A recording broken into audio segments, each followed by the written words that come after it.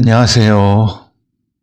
프로파일러 배상훈입니다. 2020년 2월 11일입니다.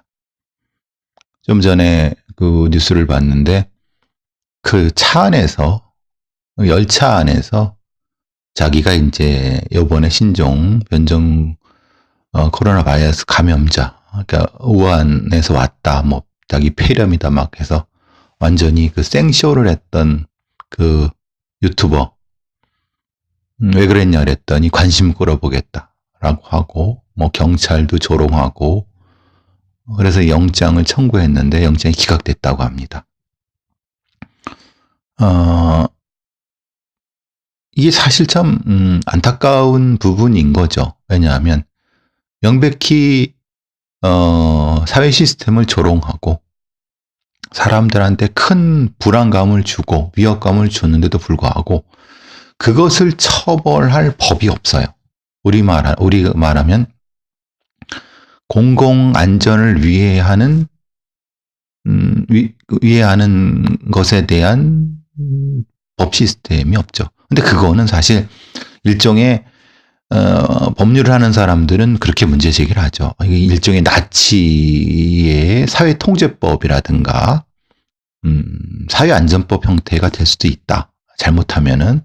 그렇기 때문에 그런 건 매우 조심해야 된다라고 하는데, 실제로 이제 외로운 늑대까지는 가지 않더라도 공동체의 그 대중을 위협에 빠뜨릴 수 있는 일종의 고의적인 선동이라든가 아니면은 위해 행위라든가 이런, 그러니까 각 개개인한테는 피해가 미미할지 몰라도 그게 이제 말하자면 스토킹 관련된 부분이라든가, 그러니까 불안을 주는 거죠. 그 부분을 우리는 경범죄 처벌법 정도라든가 포괄적인 업무방해 정도밖에 해내지 못하는데, 그거는 결국은 법률 체계의 미비와에 따라서 구속까지는 되지 않고, 그러니까 법률 자체가 미비하기 때문에 그런 거죠. 사실 우리가 보통 사회안전법 같은 경우는 제정할 때 매우 조심해야 돼. 파쇼법이 될 수도 있기 때문에. 그렇지만은 공동체 안전을 위해 하는 스토킹 방지법이라든가 이거 지금처럼 공중 보건에 대한 위협 행위 같은 부분들, 예를 들면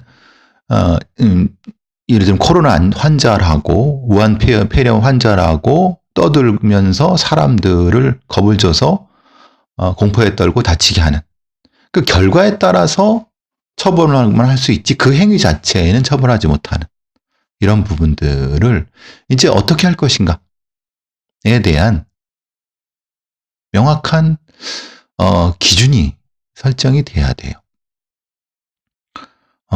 지금 우리 사회 시스템은 거기에 너무 무방비하게 노출돼 있어요. 그 무방비하게 노출된 것의 피해자는 대부분 사회의 약자거나 아니면 대중교통을 이용하는 보통의 사람들, 이거나, 만약에 자기가 우한 폐렴 걸렸다고 지하철에서 떠들고 다니는데 사람들이 그 공포에 떨면서 도망가다가 사람이 압사당하고 죽거나 그러면 어떻게 할 뻔했어요. 그래서 스스로 관정임을 얘기하면서 사회한테 해코지를 하는 이런 존재들을, 분명한 것은 처벌을 해야 되는데, 우리의 이제 그 정치인들이라든가 이런 사람들이 작은 것을 두려워해서 욕먹기 싫어하는 거죠. 하여튼 그런 부분에 대해서는 좀 적극적인 사례, 입법 조치가 필요한 것이 아닌가 싶습니다. 오늘 몇 가지 뭐 얘기할 것도 있어갖고, 오늘은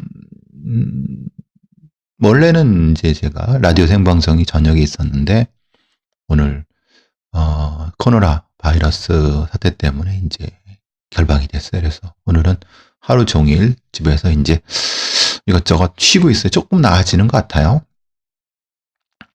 자, 어제 이제 고의정 관련된 것을 조금 했었는데 그 이후에 나온 어떤 얘기들이 더 있어 갖고, 특히 고의정 재판에서 변호사가 최후 변론을 할 때 혈흔 패턴 분석을 한 번 더 언급을 한 것 같아요. 그 혈흔 패턴은 글쎄요. 이게 사실 우리는 국가수라든가 경찰이나 국가수에서 혈흔 패턴 분석을 한 것이 진리라고 생각할 수 있겠지만은 사실 그렇진 않습니다. 왜냐하면 혈흔 패턴 분석도 이 범행 현장에 루미놀에 의해서 만들어진 혈흔의 흔적들을 가지고 재구성한 거거든요. 그러니까 해석의 여지가 여러 가지가 있을 수 있어요. 그렇기 때문에 사실 매우 엄격하고 매우 정교하고 또한 상당히 그 논쟁적으로 우리가 취급을 해야 되는데, 그리고 그만큼 깊은 사례 연구가 필요하다는 거예요. 그러니까 엉성한 형태의 단순한 뭐 이렇게 뿌려진 거, 비사는 뭐 비비사는 뭐 이 정도는 사실은 뭐 다 아는 사실이고, 그만큼 아직 우리의 그 과학 수사와 그 과학 수사를 법정에서 구현해내는데 많이 부족한 부분인 거고, 여태까지 그게 통용됐다는 것은 뭐냐면은 반대쪽, 즉 피고인 측에서 그 부분에 대해서 특별하게 문제 제기를 안 했거나, 아니면은 그럴 만한 이유가 없었거나, 아니면은 그것이 중요한 쟁점이 안 됐던 부분이 있었지만은 앞으로는 그렇지 않을 겁니다. 즉 변호인 쪽에서도 적극적으로 이 부분에 대해서 과학수사 증거 분석에 대해서 문제를 삼을 거고, 근데 이제 제가 지난번에 어제 그저께도 말씀드린 것처럼 판사들 자체가 그 부분에 대해서 사실 무지하거나 아니면 그 깊이 공부를 하지 않아요. 즉 그 사람들은 형사법의 전문가지 증거 분석의 전문가는 아니거든요. 그 판사들도. 그러니까 대체적으로 이전에는 경찰이나 검찰에서 국가수나 아니면 대검 과학수사부에서 증거 분석을 한 것을 가지고 이렇게 설명하고 변호인 쪽에서 딱히 그거를 이제 탄핵하지 않으면은 그냥 받아들이고 그런가 보다라고 하는 경우가 훨씬 더 많았어요. 물론 일부의 아주 소수지만은 판사들은 이 증거 분석에서도 전문적인 지식을 가지고 있는 사람도 있지만은, 그러니까 근데 그 판사들한테 그 증거 분석의 전문 지식까지 요구할 수는 없는 거예요. 그러니까 결국은 우리의 사법 시스템 자체가 어디로 가야 될 것인가를 다시 한번 고민을 해야 되지만은 충분히 이 상식선에서 납득될 수 있게끔 증거 취득과 분석과 그것을 또 법정에서 상식에 부합하게 설명할 수 있는 시스템이 더 돼야 된다는 거죠. 지금 그래서 고의정 사건에서 제가 계속 문제 삼았다는 건 그런 거예요. 뭔가 어제 얘기가 나오지 않은 건 그런 거죠.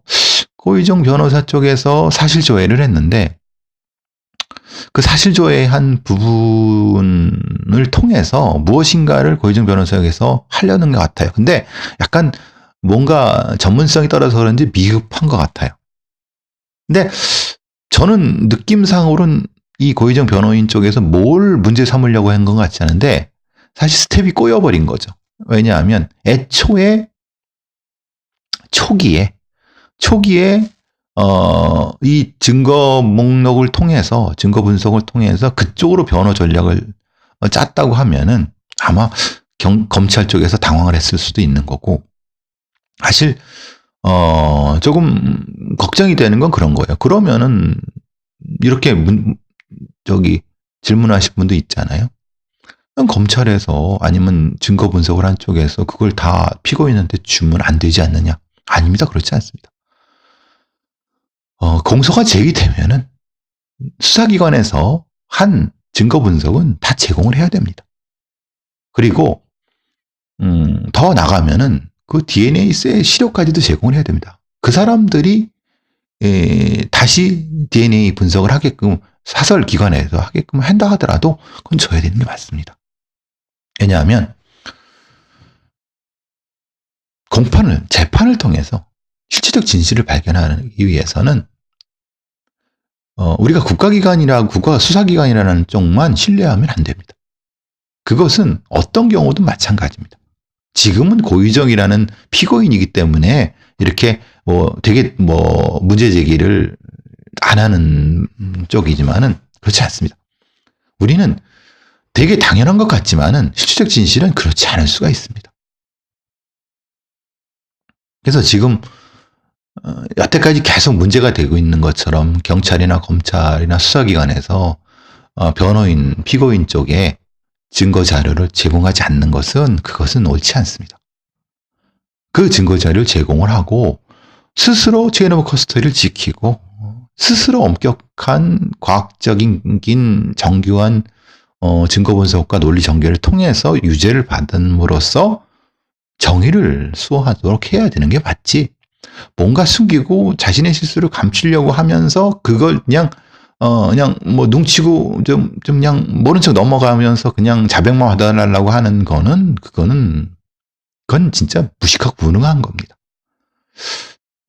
지금 고의정 재판에서 검찰이 그랬는지는 모르겠습니다만은 사실 이 재판의 전 과정을 봤을 때 사실 좀 아쉽고 안타까운 부분이 좀 존재합니다. 즉 말하자면 아쉽고 안타까운 부분이라는 것은 증거 분석이라든가 아니면 증거를 통해서 논리 구성 같은 경우가 조금 더 다른 방식으로 조금 더 정교하게 했으면은 사실 유죄를 입증하는데 보다 더 나았을 텐데 그러니까 계속 고의정 변호인 쪽한테 뭔가 약점을 잡힌다는 표현은 그렇지만 뭔가 좀 계속 뒤를 남기는 것 같아요.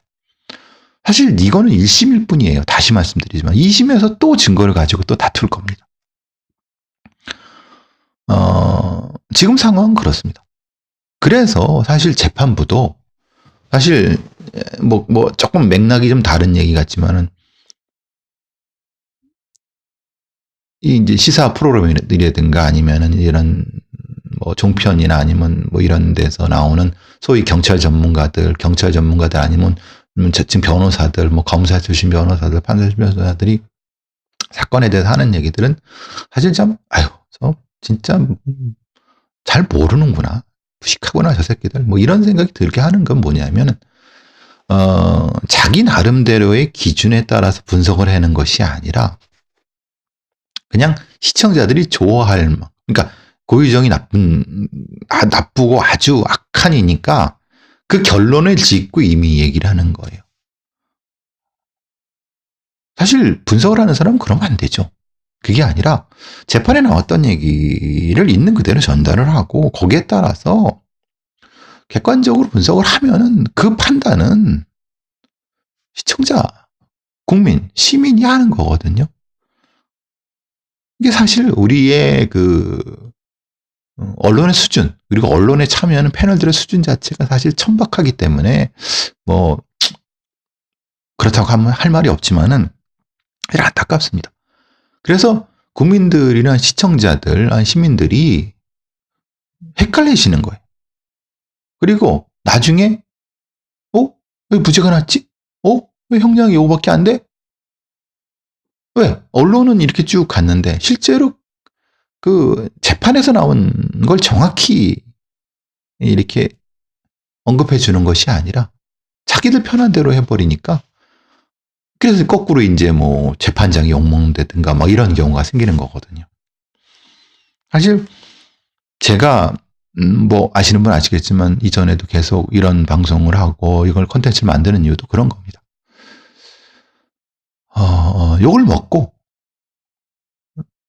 지금 가진 대중들한테 아니면 국민들한테 욕을 먹는다 하더라도 실적 진실을 얘기해 주는 것이 맞는 거다.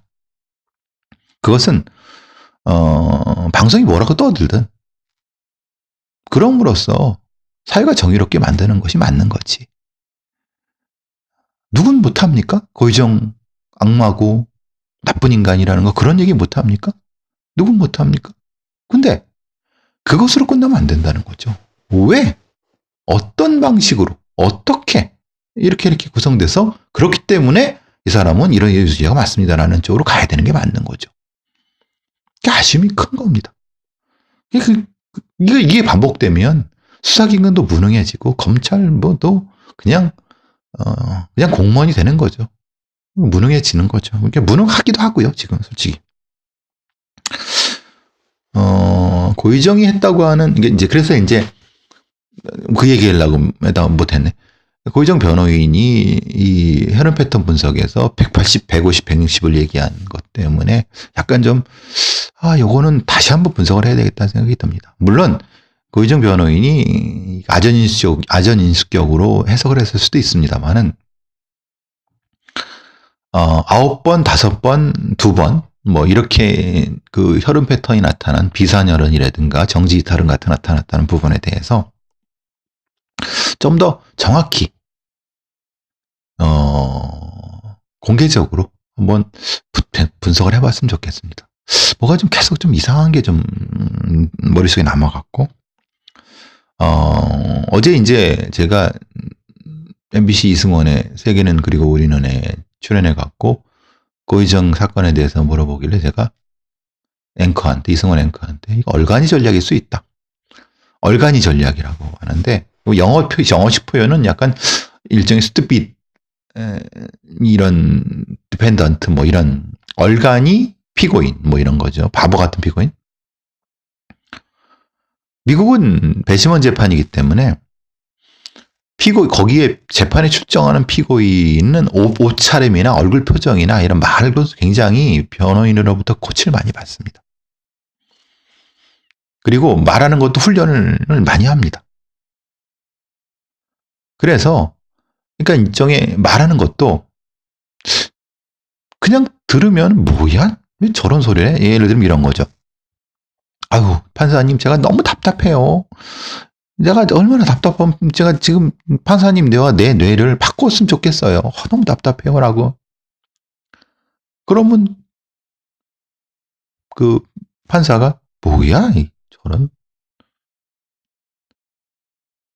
그러니까 고의정은 대학 교육까지 다 받은 사람입니다.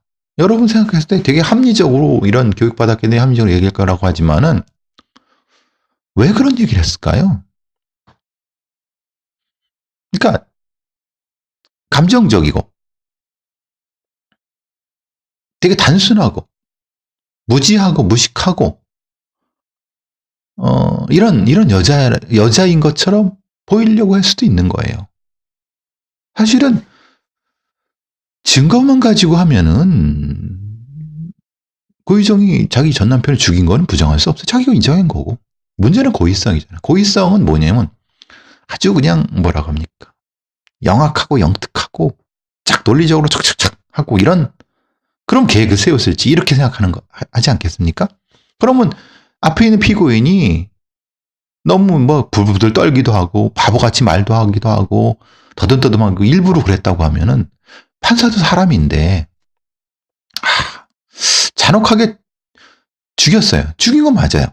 근데 재판장은 그 시체를 계속 토막난 시체를 본 적이 없어요. 그렇지 않습니까? 시체가 없잖아요. 그래서 사실은 검사들이 이런 어떤 피고인의 경도되는 얼간이 전략을 방어하기 위해서 검사들은 되도록이면 사건 현장 사진이라든가 피해자 사진을 계속 법정에 노출시키려고 합니다. 판사나 뭐 배심원들한테 충격을 주려고 이렇게 나쁜 짓을 한 사람이. 이게 하나의 전략이죠. 그리고 이제 이런 부분들. 근데 그렇기 때문에 고의정이 하는 저 말투나 이런 것들은 사실 전 전략일 수 있습니다. 그리고 사실 고의정이 무슨 뭐 양극성 장애를 앓았다는 그건 잘 모르겠습니다. 근데 평소에 주변 사람들의 이런 얘기를 들어보면 되게 정상적인 사람이다. 아직 뭐 말도 잘하고 삭삭하고. 근데 법정에서 보면 사람이 좀 바보 같아지고 이상해. 그건 전략일 수 있는 겁니다. 생각해보세요. 이렇게 불쌍한 표정을 하고 막 울고 불고 하면은 판사가 아무리 내 앞에는 피해자는 없어요. 재판장 앞에는 피고인 뿐이에요. 자기가 20년 때릴 수도 있지만 18년 때릴 수도 있는 거예요. 재판장 입장에선. 그 눈물 하나로 2년이 어딥니까? 안 그렇습니까? 자기 재판장의 우리의 법 체계는 재판장의 양심에 따라서 판결하는 거니까 이게 사실은 이런 거를 사실은 설명을 해야 되는데 이 그 소위 말하는 종편이나 아니면 공지파에 나오는 관련된 변호사나 이런 시덥지 않은 애들이 그럼 모르니까 그냥 고의적 욕망하는 거죠. 자가 참, 네? 이걸 이제 흔히 말하는 속여 넘기려는 술수라고. 그건 누가 모릅니까? 그런 기제를 설명해야 되는 거지. 어쨌든 지금 다시 말씀드리면 고의정 건은 이제 끝나지 않습니다. 2심까지 갈 거고 3심까지 갈 겁니다. 근데 다시 말씀드리지만 2심 내에서도 또 증거 분석이 다시 될 겁니다. 그리고 체인 오브 커스터디 또 될 거고 고등법원의 판사들은 그래도 형사사건을 좀 해본 사람이라서 증거 분석에 엄격합니다. 그래서 사실은 1심보다 2심에서 이게 이제 형량이 많이 깎이거나 부정이 나오는 것도 그런 부분도 분명히 존재를 하는 겁니다. 사실 많이 걱정이 되긴 하는 거예요. 여러분, 경찰이나 검찰에서 지들 흔히 말하는 광고하려고 우리나라 과학수사 역량이 뛰어나고 엄청나게 잘한다고 이렇게 떠들어대는 거 많이 들어보셨죠? 근데 제가 보기에는 거기 그렇게까지는 아닙니다. 물론 전체 경찰과 전체 검찰 중에서 뛰어난 사람도 있습니다. 근데 모두가 그렇지는 않습니다. 잘하고 뛰어난 검사도 있고 잘하고 뛰어난 수사관들 있습니다. 근데 모든 사건에 그렇게 되지 않습니다. 그리고 서울에만 있는데 아니 그렇지 않습니다. 지방에도 올라갔습니다. 근데 뜸은 있다는 게 문제. 그리고 그 사람들은 제대로 일을 못하는 환경일 수 있다는 거예요. 그러니까 실제로 사건을 처리되는 현실은 그렇지 않습니다. 이게 여러분이 그래서 이제 어떻게 보면 거꾸로 이런 거죠. 경찰이나 검찰에서는 그래서 지들 잘난 걸 계속 광고하는지도 모릅니다. 사실은 그거보다는 훨씬 못 미치는데. 그래서 저는 그래서 이제 경찰, 친검찰 언론에서 검찰들 발라주고 빨아주고 경찰들 발라주고 빨아주는 거 그 기사 보고 그러면 이게 사실 저는 저 같은 사람 비웃습니다. 무슨 꼴값 떨고 있네. 어쨌든 고의정 재판은 또 계속 갈 거니까 다시 한번 계속 보시죠.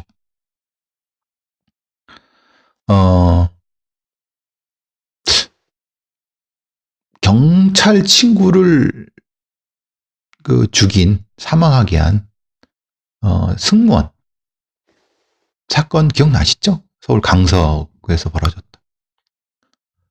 이 사건이 이제 재판이 진행됐습니다. 오늘 살인 혐의입니다. 근데 그때도 제가 말씀드린 것처럼 분명히 이 승무원은 흔히 말하는 심신미약을 주장할 거다. 그러니까 정신이 없었다. 술이 너무 먹어서. 근데 제가 이 사건을 지난번에 이거 기억나실지 모르겠지만 말씀드리는 것처럼 엄격한 심리 검사가 필요하다는 게 바로 그런 겁니다. 판사나 검사나 이런 수사하는 사람들이 이 사람의 심리를 알 수 없습니다. 그 사람들은 법의 전문가들이지 범죄 심리 전문가들은 아니거든요. 이 사람이 왜 그랬을까? 여러분 사시다 보면은 가까운 친구는 아니라도 회사 동료인데 갑자기 술을 먹었는데 완전히 또라이가 돼갖고 그런 경우도 있고 사실 술은 안 먹었는데 갑자기 뭐에 흥분하면 완전히 소위 디퍼스널리제이션이 되는 경우, 이인화라고 하죠. 그런 경우도 있습니다. 그러니까 평소에는 대단히 순하고 착하고 아주 예의 받는데 어떤 특정한 조건에 따라서 확 변하는 사람이 있습니다. 그러니까 이 사람 같은 경우도 사실은 그런 심리 검사를 해봐야 되는 거예요. 근데 이제 검사가 공소실 종선을 제기할 때 분노와 뭐 이런 걸로 했는데, 사실 엄격하게 그런 부분들을 판단하려고 그러지 않죠. 왜? 검사는 사실은 대단히 자존심이 세고 지가 다 잘난 줄 알아요. 그래서 지가 판단하는 겁니다. 즉 흔히 말하는 전문가 증인의 도움을 받기를 되게 싫어해요. 아주 잔혹한 사건이면 몰라도 어떻게든 살인죄 유죄만 받으려고 하는 거죠. 그런데 그렇게 됩니까? 피고인 쪽에서 그렇게 합니까? 그쪽에 또 전문가들 동원해갖고. 그러니까 감추려 감춰질 수 없는 거고, 이런 좀 비특이적, 그러니까 특이적 강력범죄 사건 같은 경우는 충분히 심리검사, 전문가에 의한 심리적, 전문가 증인을 충분히 활용해야 된다. 지금 같은 경우는 뭐 그런 거잖아요. 그냥 고의살인이 아니다. 이 정도. 그리고 법체계도 많이 바뀌어야 되죠. 말하자면은 법만 아는 사람들이 뭘 합니까? 재판관들 이런 사람들이. 즉 어떤 경우에 이런 것이 나타날 수 있다는 것에 대해서 충분히 법적인 어떤 근거가 있어야 돼요. 아직은 많이 그냥 우리의 그 형법 체계나 미국 체계도 마찬가지로 결함이 너무 많습니다. 제가 범죄 사건들을 이렇게 많이 다뤄보고 막 하면서 너무나도 대한민국 형사법 체계는 너무나도 후지구나 이런 생각이 많이 들었어요. 오늘 사실 정치인 관련된, 정치인이라고 해야 되나요? 정치인이라고 해야 안철수라는 사람이 이제 새로운 무슨 정당을 만드나 봐요. 근데 뭐 제가 정치에 관심은 없고, 이번에 이제 무슨 공약을, 사법 관련된 공약을 했어요. 사법정의 7대 공약을 발표를 했어요. 근데 이제 첫 번째가 공수처의 기소권을 폐지하고 추미애를 탄핵을 추진한다라고 하는 그런 이제 안철수가 이제 한 거죠. 그 옆에 누가 있냐면 권은희. 지금 이제 안철수 따라다니는 사람이죠. 그러니까, 물론 이제 국민의당에서 그쪽으로 이제 당선이 됐으니까 그 사람이 거기 가는 건 저하고 관련이 없는 거고, 관심도 없고, 대신 이 사람이 얘기하는 거가 이 사법 관련된 부분이기 때문에 한 말씀 드리려고 하는 거예요. 왜 공수처에 기소권을 줬느냐에 대한 것은 첫 번째, 지금 검사를 수사하고 기소할 때가 없잖아요. 그래서 준 거잖아요. 그러니까 사실 공수처는 과도기적인 것이 강한데, 대안이 뭐냐 그러면 안철수 당신이 공수처법을 개정해서 공수처에서 기소권을 빼앗으려고 하면은 대안은 뭐냐? 그럼 검사들의 기소를 검사 스스로 하게 하는 거냐? 지금 윤석열이라는 사람은 검사 동일체 해갖고 소위 말하는 검사들은 똘똘부터 하나라고 하는데 누가 검사를 기소하겠느냐? 그 대안이 없잖아요. 그 대안도 없으면서 이렇게 주장하는 것은 너무 무책임하다는 생각이 든다는 거예요. 이 첫 번째는 뭐 그 부분인 거고, 나머지는 뭐 정치적인 공방도 있는 것 같고, 그건 제가 아는데, 또 하나는 이제 검경 수사권 조정에서 경찰의 수사 종결권을 부여한 걸 이제 다시 검찰로 넘기려고 하는 거죠. 이제 그 부분은 이런 거예요. 이 전체적인 부분은 그런 것 같아요. 그러니까 이 안철수가 생각하는 거는 검사들은 수사를 직접 수사도 못하게 하고 수사 개시도 못하게 한다. 경찰은 수사를 개시할 수 있고, 그렇지만 종결은 검사만이 할 수 있다. 그러니까 분명한 것은 이게 사실 뭐 틀리진 않죠. 왜냐하면 수사는 경찰이 하고, 아니면 전문 수사기관이 하고, 검찰은 기소만 하는 쪽으로 간다고 하면 이거는 뭐 맞습니다. 당연한 겁니다. 그런데 그렇게 바로 될 수 있냐 이 말이죠. 그렇게 바로 될 수 없고, 현실적으로 경찰의 수사 종결권을 주되 그 보완으로서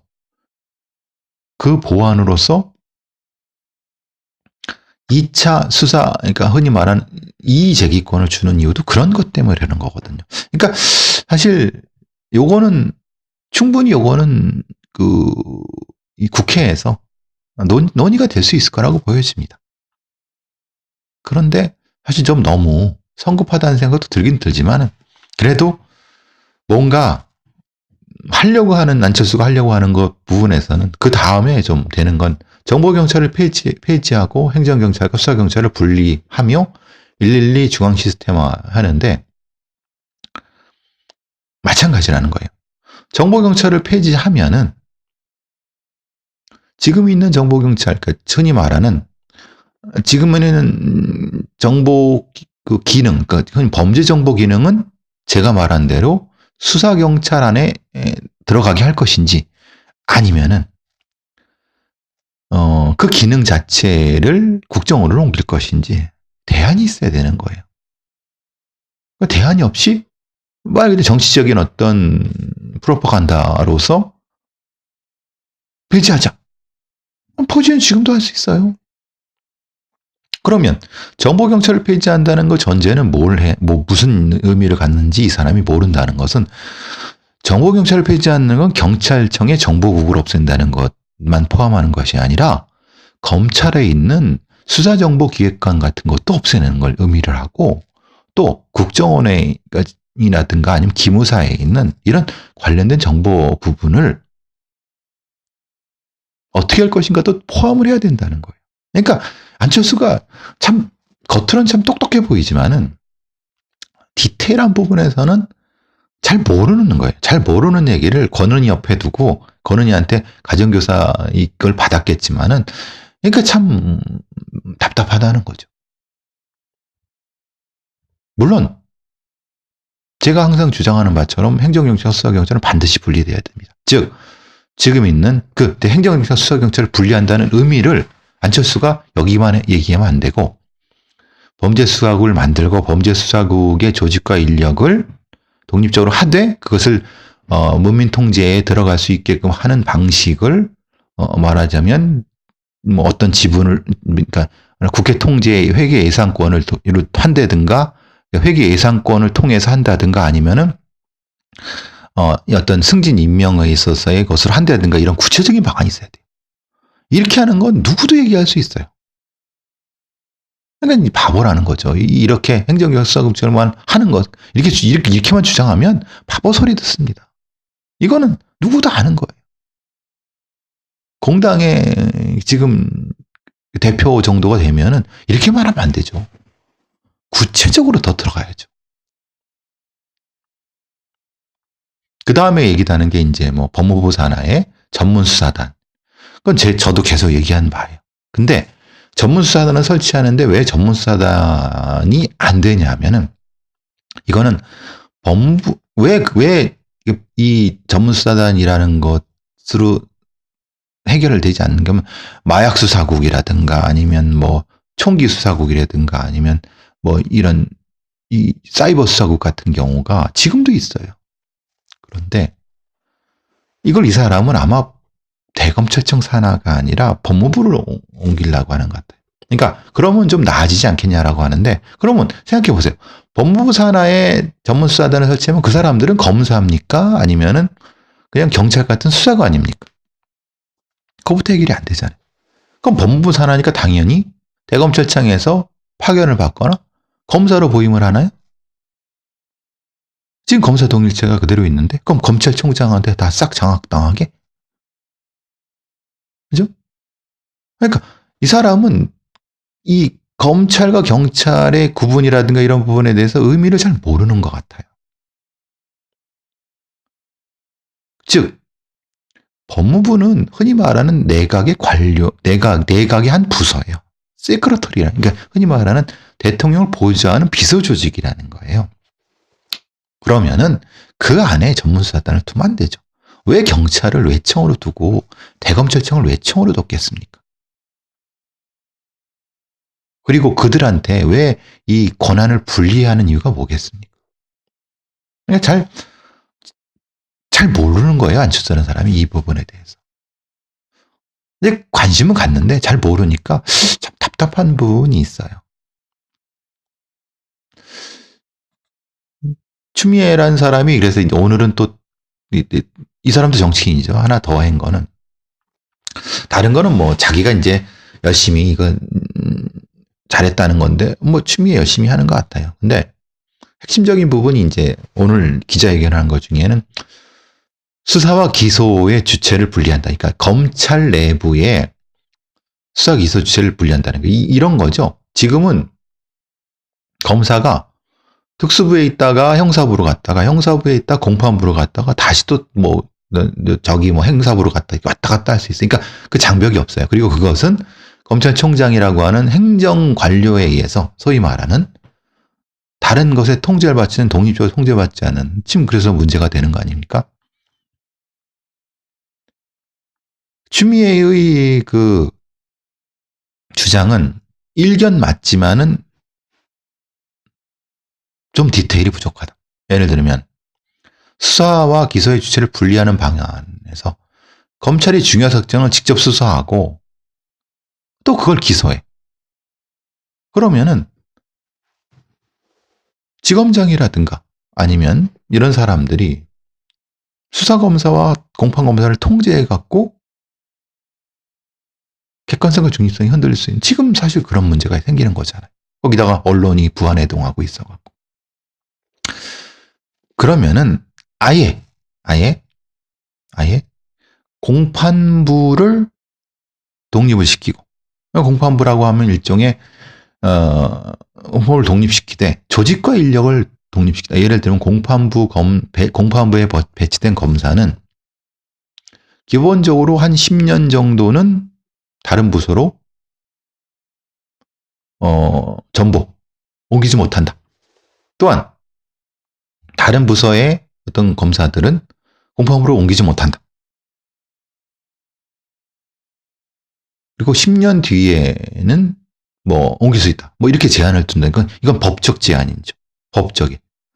아니면 대통령령으로 만들거나 그 부의 어떤 규칙이 아니라 해서 아예 조직과, 그래서 그 인력의 구성이라든가 이런 부분들은 검찰총장이 함부로 못하고 법무부 장관도 함부로 못하고 그 조직 부분에 대해서는 국회에 보고할 수 있게끔 하는, 이렇게 하면 실질적으로 대검찰청, 검찰청이 존재하지만은 검사 독립성은 지금 깨지는 거고, 공판부는 독립적으로 해서 결국은 검사는 공판을 하는 쪽으로만 가고 나머지에 있는 직접 수사를 다 없애는 방향으로 하면 결국은 검찰은 공판 검사만 남게 하는, 이런 쪽으로 가게 하는 것이 맞다는 거예요. 근데 지금 이 추미애 장관이 하는 부분은 사실 조금 그 디테일이 부족해요. 그냥 내부 통제 장치를 필요하게 한다. 그럼 내부 통제 어떻게 하겠다는 거예요? 누가 통제하겠다는 거예요? 장관? 아니면 총장이 뭐 의미가 없죠? 검찰총장이? 장관이 하면은 사실 또 지금 논란이 되죠. 장관은 정치인이니까. 그렇기 때문에 사실은 추미애 장관의 지금 이 수사와 기소 주체를 분리한다고 하는 부분은 상당히 좀 막연해요. 아마 구체적으로 실현할 때 대단히 많이 문제 벽에 부딪힐 거예요. 검사들은 엄청 반대를 많이 할 거예요. 그래서 이것을 여기서 해결하는 게 맞느냐? 글쎄요. 어쨌든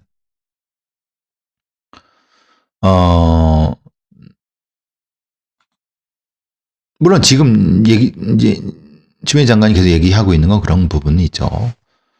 전문 수사 자문단도 두고 검찰 수사 심의에도 둬야 된다고 하는데 외부 장치만 말하자면 지금 이런 거잖아요.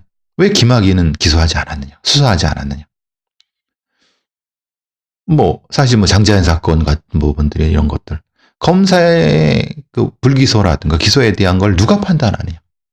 검사 동일체 원칙에 의니까 지들이 판단해서 지들 식구는 절대 수사 손을 안 대고 피를 안 보려고 하면은 외부 통제 장치, 외부의 어떤 수사 자문단이라든가 검찰 수사심의위원회는 외부의 인력에 의해서 장치를 두고 있지만 그 외부 인력 자체도 검찰 출신이고 다 밖으로 공유하고 있는 다 같은 주둥이를 거기에 들이밀고 있는 다 그런 같은 인간들이라고 하면은 그게 무슨 의미가 되냐. 생각해보면 검찰 수사심의위원회에 들어오는 사람도 대부분 어디 어느 법대 교수 아니면 어디 어느 검찰 출신의 무슨 변호사 출신이 이러면 무슨 의미가 있어요. 그렇지 않습니까? 차라리 검찰 수사심의위원회라든가 검찰 수사자문단 같은 데를 그런 걸 구성하게 되면 전혀 변호사 자격이 없고 전혀 이것과 바꿔서 공유하지 않는 사람을 하게 되면 되지만은 그걸 또 받아들일 거냐 이 말이에요. 왜냐하면 대부분 검찰 수사심의위원회나 수사자문단은 보통 법무부 장관이나 아니면 검찰총장이 위촉을 해. 지들 아는 인간들 위촉해갖고 그냥 대충 그러니까 견제가 안 되는 거죠. 대기업의 사회이사랑 똑같아요. 그 내부에 어떤 그걸 견제하라고 사회이사를 뽑아놨는데 다 재벌 오너들 아는 사돈의 8천 동창들 다 해갖고 결국은 사회이사가 더 부패고 더 뭣도 모르는 인간들과 이런 형태의 똑같은 거라는 거예요. 그러니까 추미애 장관도 충분히 알고 있는 건 그렇죠. 우리나라는 일본 검찰에 비해서 일본하고 비교하면 좀 그렇지만 기소 이후 무죄율이 상당히 높다라고 하는 거예요. 그러면은 이런 거예요. 왜 그럼 검사는 기소를 무리하게 하느냐? 왜 무리하게 하겠습니까? 지가 판단해서 하는 것이 아니라 맡겨졌으니까 하는 거죠. 맡겨진 건 이미 수사를 했고 그 수사 부분에 대해서 어떤 다른 고려가 있으니까 그러는 거고 충분히 개개의 검사가 역량을 가진 검사가 판단을 해서 이건 안 됩니다. 이건 불기소가 맞습니다라고 하는 것을 지가 얘기할 수 없는 상황이잖아요. 왜? 차기엔 부장검사, 차장검사, 검사장이 있으니까 그 검사 동일체 원칙이라든가 정치검찰의 문제가 연관이 되는 거잖아요. 따라서 이런 부분들은 분명히 우리나라의 이제 검찰 제도의 문제가 되는 거죠. 그래서 당연히 이것은 수사와 기소를 분리하는 제도와 연관이 되는 거거든요. 이게 다 관련된 부분들이에요. 다. 직접적으로 검사들의 역량을 높일 방법, 그리고 정치적으로 분리하고 또 정치검찰, 흔히 말하는 사실은 검사가 돼서는 안 될 사람들을 검사로 만드는 그런 부분들, 이런 부분들에 대한 이걸 어떻게 바꿀 것인가 참 어려운 부분입니다. 그러면서도 문민 통제가 될 수 있게끔 하는 부분들. 물론 흔히 말하는 모든 걸 제가 말하는 건 선출직으로 하자, 투표로 하자. 이것도 정답만은 아닙니다. 그렇지만은 지금으로는 대안이 될 수 있는 거 아니냐 이런 생각도 하기도 하고요. 사실 이런 검찰 문제에 많은 시간을 쏘는 이유는 그런 거죠. 검찰로 너무 많은 권력이 집중돼 있기 때문에 그런 거 아니겠습니까? 할 일도 많은데. 누구 말대로 경제도 어려운데.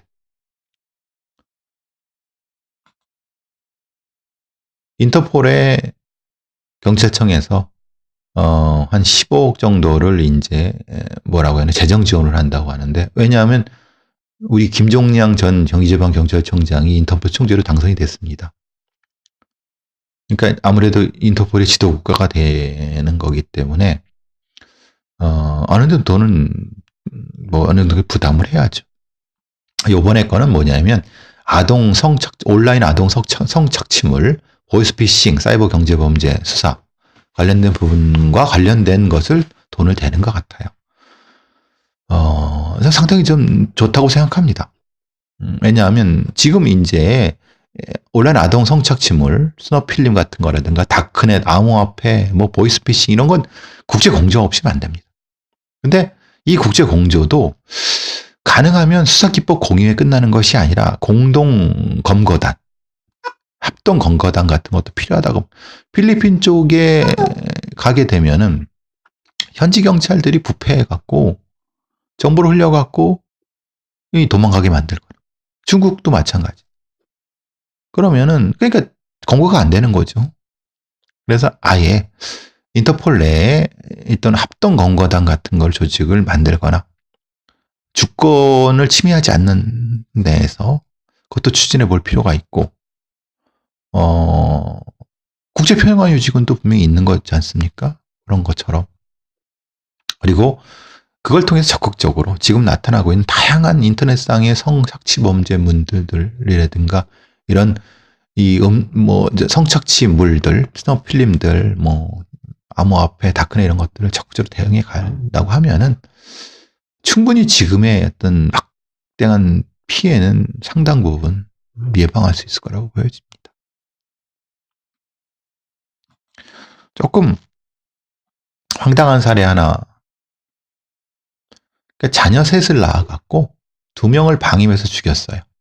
부부가 있었는데요. 20대 부부입니다. 여러분 이해가 되세요? 그러니까 20대 부부가 있었는데 얘들은 이런 겁니다. 그러니까 보통 이런 경우는 청소년 때부터 만나갖고 일종의 이제 섹스 파트너가 되는 거죠. 그래서 같이 살아요. 근데 남들처럼 애가 낳고 싶어서 애를 낳았어요. 근데 막연히 애를 낳고 싶었는데 애는 낳는데 애를 키울 능력도 방법도 몰라요. 대신 애를 낳으니까 아동수당이 나와요. 그걸로 생활을 해.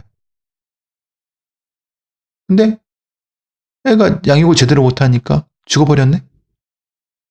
갖다 묻었어. 근데 아동수당은 계속 나와. 계속 살아있다고 얘기를 하고. 또 나. 또 그 아동수당 나와. 이해하시겠습니까? 근데 현실적으로 존재해. 이거는 다양한 우리나라의 사회 문제를 안고 있습니다. 그러니까 학교 밖의 청소년의 문제, 그리고 아동학대의 문제라고 하는 것은 이제 여러분이 보시는 아동학대 문제지만 이것의 시작은 결국은 학교 밖의 청소년들이 우리의 어떤 사회 안전망에 들어오지 못하는 거예요. 그러니까 15살, 16살에서 집 나간 애들이 어딘가 그냥 도시 외곽의 모텔이나 아니면 PC방 같은 데서 그냥 죽치고 살고 있는 거고, 걔들은 삶의 희망이라든가 이런 거 없고 그냥 그렇게 사는 거죠. 그냥 우연히 아이를 낳는데 혼인신고 어떻게 해갖고 돈이 나오니까 애가 돈으로 보이니까 이런.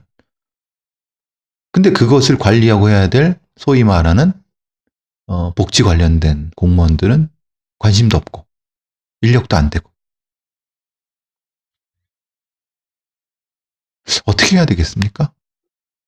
근데 현실적으로 상당히 많이 존재하는 케이스예요. 이걸 그냥 이 20대 어린 부부, 그러니까 뭐 애들이죠. 쉽게 말하면. 얘들을 처벌한다고? 아닙니다. 일단 학교 밖의 청소년 문제부터 접근을 해야 되는 거고, 그리고 이 낳은 아이들 자체를 국가가 키워주는 부분까지도 연결이 되지만은, 그거로 문제 해결점이 귀착되면 안 되죠. 즉, 다양한 가족 형태에 대한 고민도 우리가 필요한 거고, 이 지금 사례는 대한민국이 가지고 있는 다양한 사회 문제의 농축판입니다.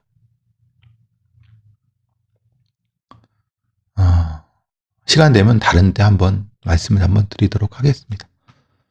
순천의 종합병원에서 몰카범이 있었는데, 이제 광주 여성단체가 엄벌을 요구하는 753명의 탄원서를 제출했다고 합니다.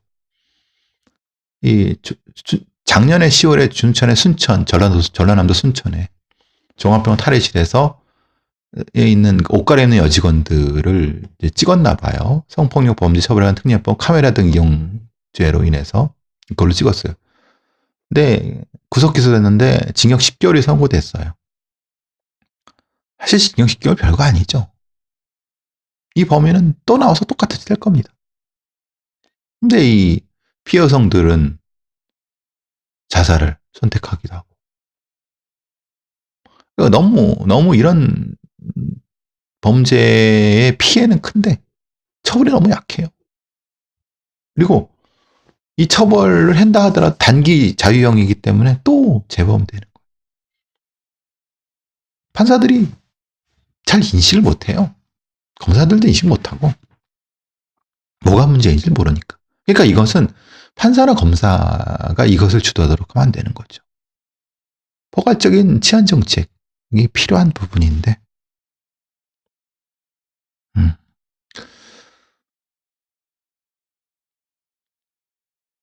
뭐 잠깐 격가지로 요즘 매일 CDC 정은경 질병통제본부의 본부장이 정은경 사람 오늘 확진자가 몇 명이고 이렇게 기자회견 매일 오후 2시에 하는 것 같아요. 사실 이제 다시 말씀드리면 이제 중국을 옆에 두고 있고, 뭐 그러면서 이제 상시적인 그 전염병은 2년, 3년에 한 번씩 이제 올 겁니다. 그러면 CDC 체계, 그걸 CDC라고 합니다. 미국 질병통제본부를 이제 그대로 옮겨놓은 KCDC 체계에서, 이 KCDC 체계가 문제는 이 공공의료 인력이 부족하고 공공보건 인력이 부족한 체계라고 하네요. 말하자면 이겁니다. 질병통제본부라고 해갖고 그냥 일종의 그 팔다리 넘는 머리만 있는 존재라는 거예요. 경찰 그러면 머리도 있고 팔다리도 있지 않습니까? 그죠? 실행력도 있고. 근데 질병통제본부는 그게 아니라는 거예요. 그러면은 앞으로 이제 지금 이 코로나 사태는 시작에 불과하죠. 메르스 코로나는 시작에 불과하죠. 앞으로 이제 뭐 2, 3년 안에 이거보다 더 큰 사태들이 계속 몰려올 거니까 일종의 그 KCDC한테 전문 인력을 붙여주고, 말하자면 우리가 뉴욕 9.11 사태 때 뉴욕 소방서장이 전체적으로 다 지휘할 수 있게끔 하는 시스템. 근데 그 소방서는 자체 소방관의 인력도 있지 않습니까? 그렇게 해야 되는 건지. 그러니까 초기에는, 그러니까 평시에는 소규모 자체 인력만 가지고 운영을 하다가 비상경보가 발령되면 다른 쪽의 인력을 그 밑으로 둬서 지휘를 할 수 있게끔 하는 게 맞는 건지. 이게 가장 뭐 현실성 있는 대안이라고 얘기도 하기도 하고, 지금 그것도 실제로 우리 사회에서 고민을 해야 됩니다. 우리 사회에 매우 특별한 보건경찰, 복지경찰, 지금 이런 보건 관련된 역학조사관의 사법경찰화 같은 것도, 특별사법경찰화 같은 것도 필요한 부분들. 예를 들면 이런 거죠. 코로나 바이러스에 걸린 놈이 막 자기 격리 안 내겠다고 막 도망가. 막 도망가서 그 백화점 있는데 막 그냥 침을 뱉고 다녀. 그래서 수십 명이 막 감염이 될 것 같다. 어떻게 해야 됩니까? 어떻게 해야 하나요?